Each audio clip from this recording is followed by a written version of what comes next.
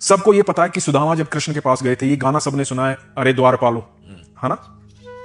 यहां से कहानी सबको पता है कि सुदामा गए थे भगवान के पास कुछ मांगने कि भगवान कुछ दे देंगे, घर परिवार चल जाएगा, और भगवान ने उनको महल दे दिया, सोने का महल दे दिया, ऐशो आराम दे दिया। ये सबको पता है, राजगद्दी पे भगवान ने बिठाया।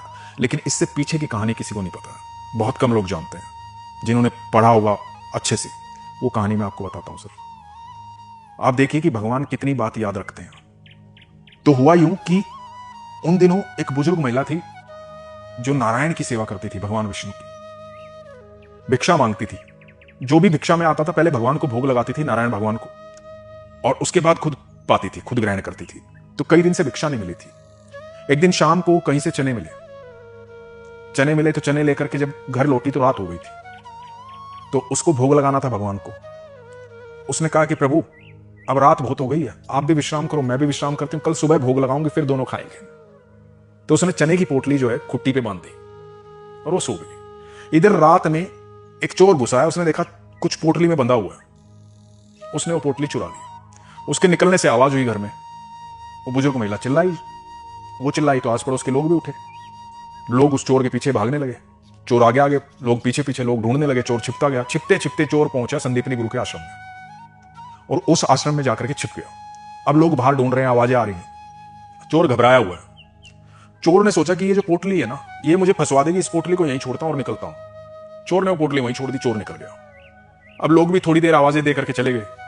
इधर जब प्रातःकाल हुई तो जो गुरु मां थी, संदीपनी गुरु जी की जो पत्नी थी, वो साफ सफाई करने लगी। तो उनको वो पोटली मिली। वो पोटली खोल के देखा तो उसमें चने थे। कि भाई चने कहां से आए यहां पे? तो बोले चलो कोई बात नहीं, ये तो व्यवस्था है भोजन की, तो ये तो काम ही आ जाएगा। तो इधर सुदामा और कृष्ण जो हैं वो लकड़ियां बीनने जंगल में जा रहे थे। तो गुरु मां ने कहा सुदामा को और कृष्ण को, सुनो, ये चने लेते जाओ, भूख लगे तो खा लेना। और वो चने सुदामा और कृष्ण को दे दी। तो सुदामा ने वो पोटली ले ली। अब सुदामा और कृष्ण लकड़ियां बीनने का काम कर रहे थे अपने जंगल में। सुदामा के बारे में ये बहुत कम लोग जानते हैं। सुदामा त्रिकालदर्शी थे, भूत भविष्य वर्तमान सब जानते थे, इतने विद्वान थे वो। तो सुदामा के हाथ में जैसे ही पोटली आई ना, सुदामा को पता लगा कि ये पोटली जो है ये चोरी की है।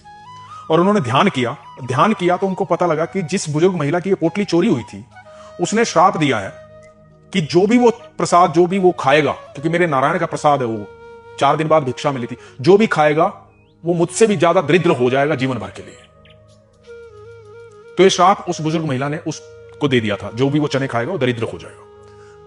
अब सुदामा समझ गए कि ये चने जो है श्रापित है। तो सुदामा ने सारे चने खा लिए।